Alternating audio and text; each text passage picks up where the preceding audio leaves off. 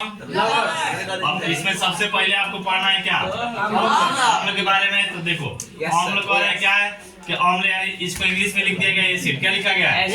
तो कह रहा है एसिड शब्द की उत्पत्ति लैटिन भाषा के शब्द यानी लैटिन भाषा के शब्द। अब ये क्या लिखा गया आपका?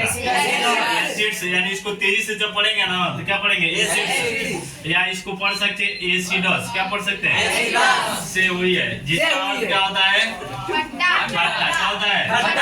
खट्टा होता है। ठीक है। अब इसकी परिभाषा आप बताएंगे तो क्या होगा? देखिए कहेंगे जो पदार्थ, क्या कहेंगे? जो पदार्थ स्वाद में क्या होते हैं? खट्टे होते हैं। क्या होते हैं?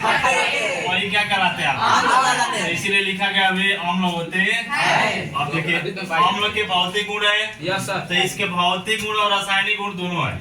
लेकिन यहाँ सिर्फ आपको भौतिक गुण बताया गया है क्योंकि ये इससे मिलता जुलता है।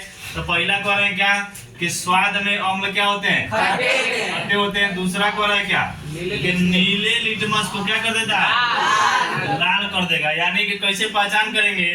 तो कोई नीला लिटमस लिए रहेंगे आप उसको क्या करेंगे? अम्ल में जब डालेंगे तो वो कैसा कर देगा उसका नाम? हम कर देंगे अम्ल। क्या कर देंगे? चलिए तीसरा कर रहा है कि जलीय विलयन में ये क्या देता है? H प्लस आयन देते हैं। क्या देते हैं? H प्लस आयन देते हैं। तो हम उसको कहेंगे ये अम्ल है। क्या है? तो ये अम्ल के भौतिक गुण होते हैं। ठीक है।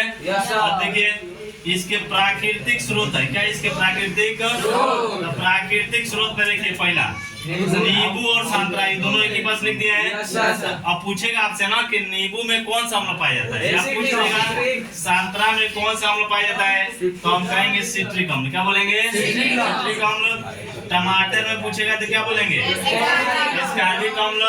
अंगूर में पूछेगा तो क्या कहेंगे? टार्ट्रिक अम्ल।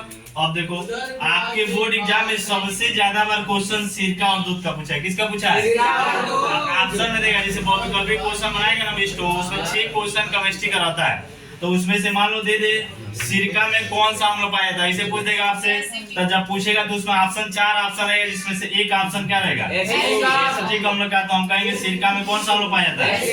एसिटिक अम्ल। अब आपसे पूछेगा दूध या दही। क्या पूछेगा? दूध या दही। देखो दूध भी दे सकता है दही भी दे सकता है। तो उसमें पूछेगा कौन सा अम्ल होता है क्या बताएंगे? लैक्टिक अम्ल बता देंगे।